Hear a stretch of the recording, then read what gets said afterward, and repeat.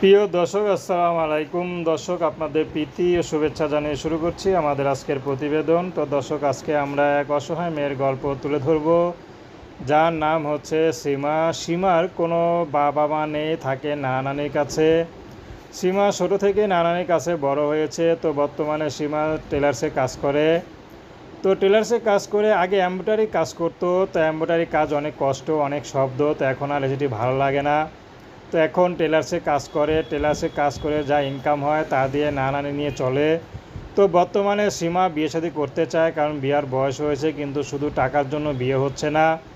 অনেক জায়গা থেকে পাত্র আসে, কিন্তু সীমাকে দেখলে পছন্দ করলেও কিন্তু টাকা পয়সা চাইলে আর সীমা নানানি দিতে পারে না। এমনিতে সীমা নানানি অসুস্থ।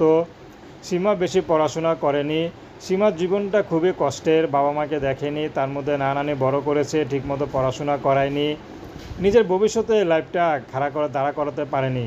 তো সীমা চাচ্ছে কালো হোক, ধলা হোক, বুড়ো, বয়স্ক, বিবাহিত পুরুষ, যেমনই হোক, যদি সীমাকে দেখে ভালো লাগে, বিয়ে শাদী করতে চায়, সে যেমনই হোক, তার ইনকাম কম হোক, সীমা বিয়ে শাদী করতে রাজি আছে। তো দর্শক, সীমার কোনো ব্যক্তিগত পছন্দ নেই।